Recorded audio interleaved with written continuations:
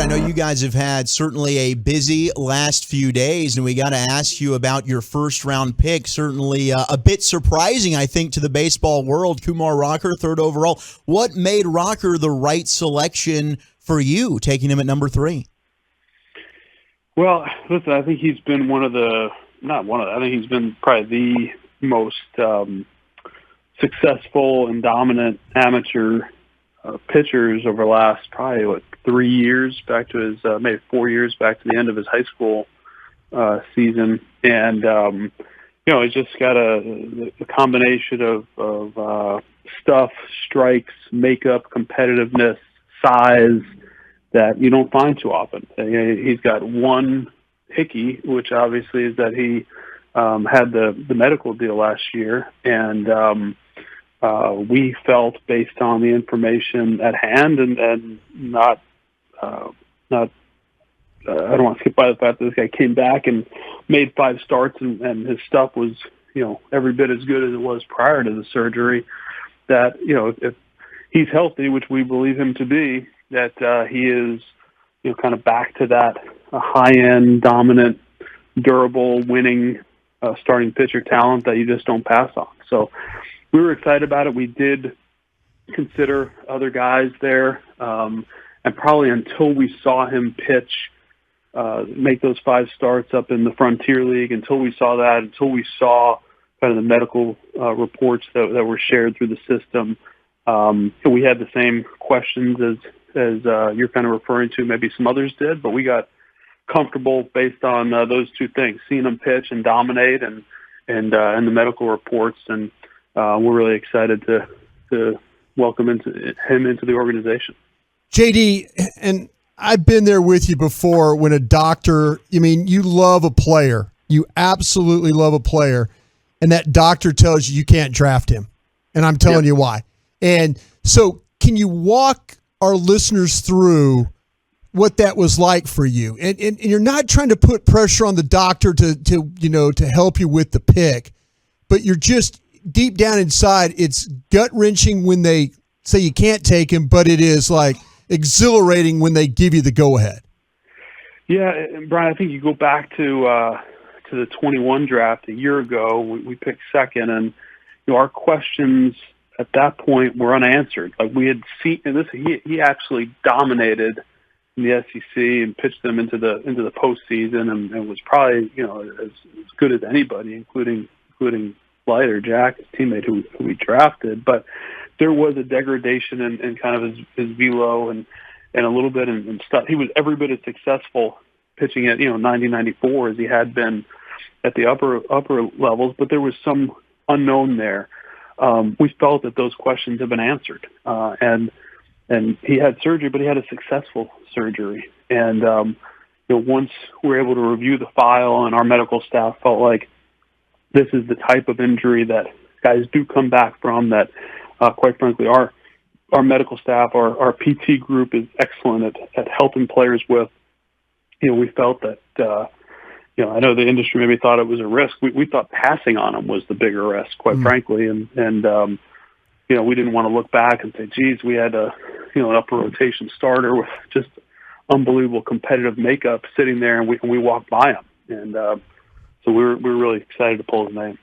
Jenny, it's probably an unfair question but I know there probably wasn't a total consensus in the room, but did some guys get up at the end, or did you look at them and say, hey, listen here, you guys, this is the direction we're going, and I'm telling you why we're going there? Were there some passionate speeches about it, or was it just everybody just got on board with it and said, yeah, this is our guy, let's go?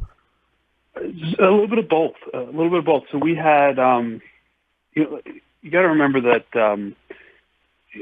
Kumar wasn't, we didn't have that clarity up until, just the last few weeks, right? Sure.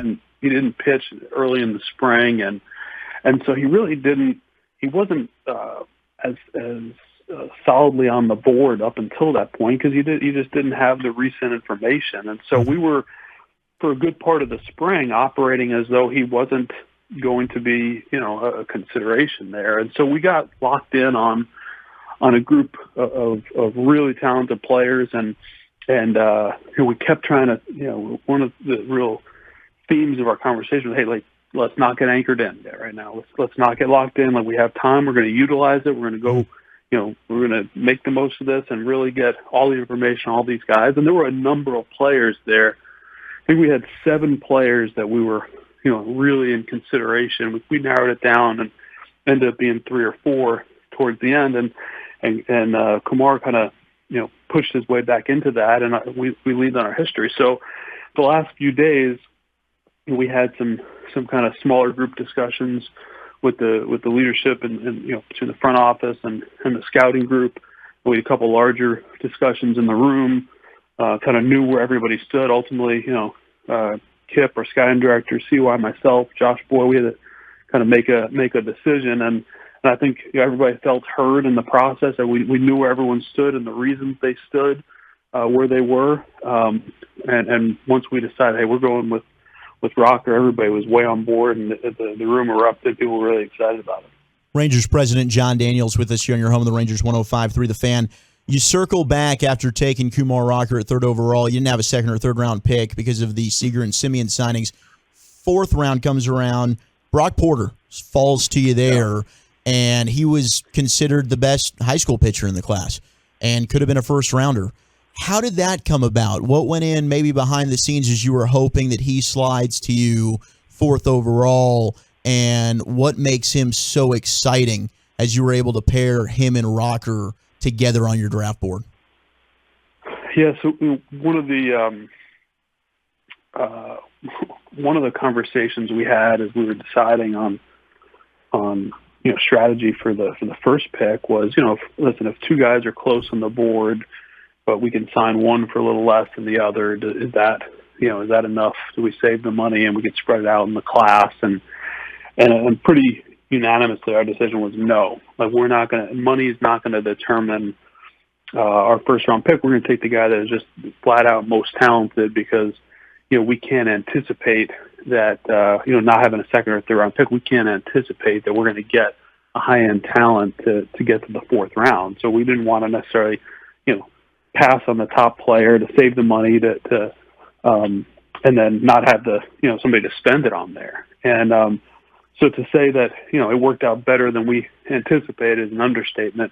We got through the 1st round, the comp round, into the 2nd round. There were a few players there that we were like, man, if these guys can keep going, that'd be pretty exciting. We never would anticipate that. And Porter was, clearly first of that group. And by the end of the 2nd round, he was the only one left. There a few of the other kind of signability questions, high school pitchers, and that's usually who you see slide a little bit. They got taken there in the 2nd round. And so, we tried to get a sense of what it would take to sign them. We knew there were only a few clubs that had that kind of much pool space available left. And it was a long night to be patient and wait, and a long day. And then we had to wait through 28 picks, and there were, 2 or 3 teams that we knew had the pool space available. So when they were on the clock, we were especially nervous. Probably the room got erupted even more so with that one, because there was so much uncertainty that he would get there. But really exciting we felt like we had 2, top half of the 1st round picks, despite not having a 2nd or 3rd round pick. We didn't think we could get him there to the 4th, that he would get there to the 4th, and really excited. But just, you talk a high school pitcher, he's going to sit, mid-90s. He's touched 100. But that kind of almost undersells. This is a pitcher. This is a big-time strike thrower. He's got a plus changeup that you don't usually see that type of polish in a high school pitcher. Very bright, great family, pitching some high-end competition, state championships. I think he's only lost 1 game. His team's only lost 1 game in his 3 years there. So, this is 2 winning pedigreed guys with plus stuff, and both throw strikes. We're really excited about it. JD, and I know exactly what you're talking about. Nobody's breathing in that room when they're announcing those picks. I mean, it is so quiet in there, and you feel like we dodged another one. And now you're asking the pro guys, okay, who's got the money left? Who do we have to miss now? Where are they on the board? That kind of things. And you and I have talked about this before. The fact that you can't move around and maybe go get a guy. that might handicap you a little bit. You got a guy in mind. You got a plan together on Sunday night that, hey, we're going to execute this thing, but you got to wait picks because you got to sit there and watch the thing play out. Yeah, you can't. It's not like the NFL where you can move up and go get a guy. Right. Well, quite frankly, I mean, we thought about it. We're like, man, if we were, Kumar's our guy, and he's maybe not being speculated to go quite this high, like this would have been a cool year to be able to trade down and still get the guy we want. Right. Obviously, that's not there. So there's actually CY took this cool video that more for internal use, but he took a video on his phone. There's a minute between picks, and they're in the fourth round, and he's got this video that when Arizona's on the clock, they're the last pick before we had a chance to take Porter, and you could just feel the tension in the room. Oh, sure. And Kip is, our director Kip is just pacing around the room. He's a big man, and he's pacing around the room. And the Arizona sky director's name is Derek Ladnier. He and Kip are friends, and Kip's going, "Come on, lad! Come on, lad!" Just hoping that they pass on him. And they made their selection. Once we heard a different first name than Brock, the place went nuts. It was pretty cool. It's fantastic. Jon Daniels with us here on the GBag Nation. Now we turn our sights to the trade deadline that obviously rapidly approaching here. I know you can't talk specifics in terms of player names and stuff like that, but how do you know, JD, whenever it's kind of the right time to pull the trigger on maybe like a big time blockbuster franchise impacting sort of deal? It's a great question. I mean, I think a lot of like planning and discussion goes into it, and kind of where we are as an organization and what the next couple of years are going to look like. Who in the system, we evaluate is going to make a real impact here in the big leagues for us. And so we actually had a pretty good strategy meeting on some of that today. Listen, we had hoped to be in a little bit better position in the standings than we are. That being said, there's certainly plenty of time to kind of fight our way back into this wild card race. We see ourselves as kind of have performed at closer to a 500 level than we are. We're 8 games under, even though we have basically a neutral. A lot of the underlying metrics suggest we should be closer to 500, but reality is we're not. I think our focus in terms of acquisitions is going to be more on guys that are going to be here beyond this year, right? I'm not ruling anything out at this point, but as we talk about looking for guys that might be available, we were looking for players that can be, potentially part of this core or would make a real impact over the next several years. And so it'll be interesting. We're going to be, we've already been on the phone a decent amount. The great thing about from an ownership standpoint is, sorry, somebody was just saying something to me through the window. The great thing from an ownership standpoint, they're really supportive. They no mandates either way. We don't have to cut payroll, and we have the ability to add if it's the right situation. But that's kind of the lens we're looking at it from. We want to continue to help this club this year, despite not playing great here the last week or so leading into the break. We know we're better than that, but our real focus is on if there's opportunity to add players going into next year that can help us the next couple of years. That's our focus. And when it comes to, talking to other teams and stuff like that, discussing trade ideas, is it always like a formal kind of deal, or you just pick up the phone, dial up somebody at a particular organization, talk to a GM here, shoot a text there? Like, what does that look like when you get to the trade deadline and you're trying to work these deals? It's both. There are some more formal conversations, where it's like, hey, what are you guys looking to do? What are we looking to do? And exchange notes. There are some clubs where you're calling on a specific player. Hey, I want to make sure we want to be factored in here, or we would consider the following.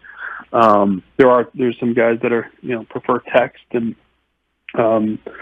you do that, but it's really all over the place. I mean, CY and I effectively kind of split up the clubs based on some relationships and prior dealings, and sometimes we'll overlap and have conversations with the same team. But I think over the next 10 days, we'll talk to multiple clubs, every day, make sure we're, flushing some of this out. Nice. I like it. Hopping on, shooting some texts. I like the idea of you and like Mike Rizzo just like FaceTiming each other and just kind of informal, chopping it up, making deals happen. Brought us on. You got a little something for JD here? Yeah, JD, I was going to ask you this. You talked about strategy planning meetings and stuff like that. And again, we can't get into players with you. It's just, we know what that's all about. But are there scenarios where, where you hear things like through the media or people, or you're talking to people and they say, hey, there's a possibility that you're going to have to go get this guy. Do you walk through those scenarios, even though it's as far-fetched as us saying, there's no way in hell they would trade for that guy? But do you still go through the exercise of saying, okay, this is what we would have to do to go get a particular player that maybe we're hearing in the media is not signing a particular contract? We do. I mean, I think what we expect to do over the next couple of years is, competing year in, year out for the division, competing year in, year out for championships. And, to the degree that players are going to be available that can, help us towards those goals. Like it's not just a duty. It's not just that we owe it to ourselves. It's exciting. It's the most fun part about the business. Go, chase down championship caliber players that can, fit into your club and help elevate you to a level you haven't been to in a while. And so, listen, I don't think we don't want to necessarily chase rumors, but at the same time, like when there are absolutely scenarios where sometimes someone will say, hey, did you see this? That, they may be more open to this than we previously thought, or, our scouts talk to their guy and say, hey, they're at least considering it. And, we always follow up on those. And final thing before we let you go, JD, is like when you see in the news where a guy turns down that type of money, do you just kind of just shake your head, or do you go, does that just make your job even tougher for future players? Man, I've learned kind of to not even. Does it bother you? No, it doesn't. I mean, listen, I think it's just like great players are going to, be rewarded appropriately. Mm-hmm. And, we're in a non-salary cap sport. And so, there's really, it's just very different than the other sports where there are kind of, either max contracts in the NBA or in the NFL. There are, it's almost effectively a max contract because you have to fit some of the other players in there. So our sport is just different. There is there's certainly a difference in size of market, but we're fortunate to be in a market and have an ownership group that, we don't have to rule anything out.